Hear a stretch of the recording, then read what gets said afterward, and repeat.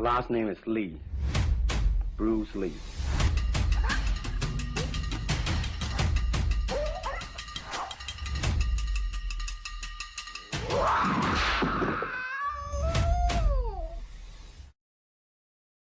Bruce en Roma, la búsqueda de locaciones.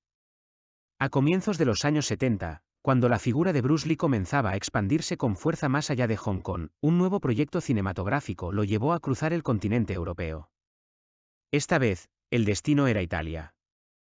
Su misión, realizar un primer contacto para la localización de escenarios que darían forma a la película que tenía en mente. Para la travesía, Bruce no viajaría solo.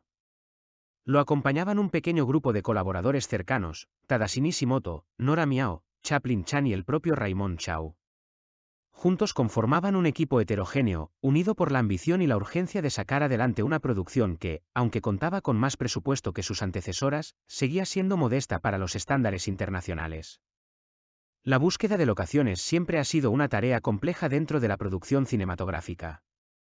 En cualquier país, esta labor implica permisos, negociaciones con autoridades locales y un sinfín de trámites burocráticos. Italia no era la excepción. El equipo sabía que rodar en lugares emblemáticos de Roma sería prácticamente imposible bajo los canales oficiales.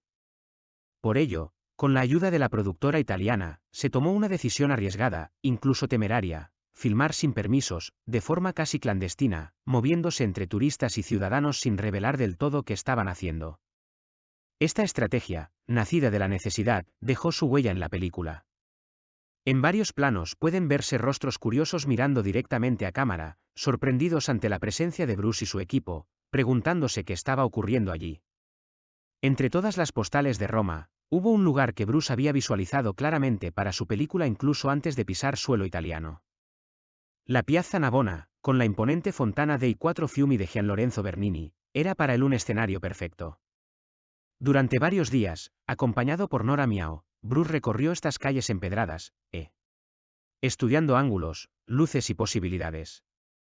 Eran jornadas largas, casi interminables, que se convertían en agotadores paseos por toda Italia. Pero también eran días llenos de anécdotas que Nora recordaría durante décadas. En una de sus declaraciones, Nora Miao cuenta: una noche en particular. Tras la cena, decidieron caminar un poco, liberar tensiones, divertirse. El grupo, entre risas, le propuso que se quedara un momento sola al borde de la acera, para ver si algún italiano intentaba ligarla. Nora aceptó la broma, aunque sin mucho entusiasmo. No pasó demasiado tiempo hasta que un coche frenó bruscamente, retrocedió y bajó la ventanilla. Asustada, Nora corrió hacia el resto del equipo mientras Bruce y los otros estallaban en carcajadas. Hacíamos bromas como esta todo el tiempo, recordaría más tarde. Pero no todas las miradas que recibía eran inocentes. Durante la producción, uno de los colaboradores italianos comenzó a guiñarle el ojo cada vez que la veía. Nora, incómoda, no tardó en contárselo a Bruce. A partir de ese momento, él decidió mantenerse siempre a su lado, la acompañaba en las comidas, le tomaba la mano al caminar y se mostraba atento con ella. Finalmente, el insinuante productor dejó de molestarla, convencido de que Nora era la novia de Bruce. Los silbidos, los chasquidos y los comentarios callejeros de los hombres italianos se convirtieron en un tema recurrente de conversación dentro del equipo japonés y chino, poco acostumbrado a ese tipo de costumbres mediterráneas. Otros recuerdos, más ligeros pero igual de vívidos, marcaron su experiencia romana.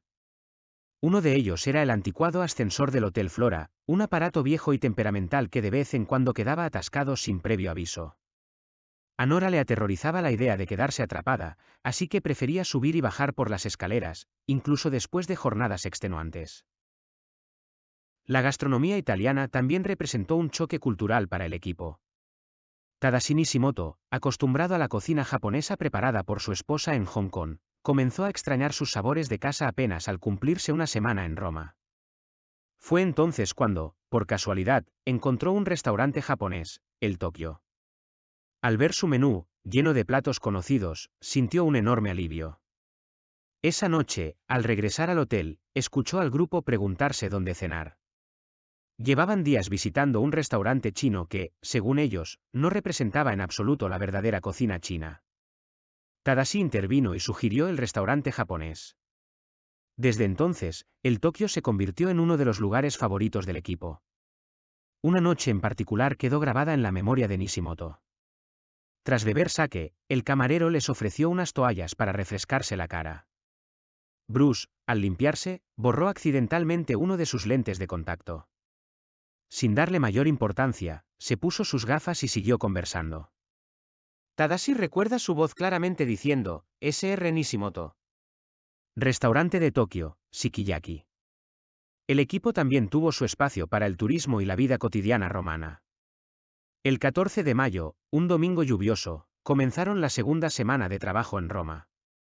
Tenían planeado asistir a la Plaza del Vaticano para ver al Papa, pero el clima obligó a cancelar la visita. En su lugar, decidieron aprovechar el día libre para explorar el mercadillo de Porta Portese, uno de los más grandes y pintorescos de la ciudad. Aquel mercado, lleno de vendedores ambulantes, antigüedades, libros del siglo XIX y una fauna de carteristas ocasionales, representaba para algunos del grupo una experiencia completamente nueva. Mientras Bruce, acompañado por un chofer británico multilingüe, buscaba rifles antiguos y regalos para su familia, los demás observaban el bullicio con mezcla de curiosidad y desconcierto.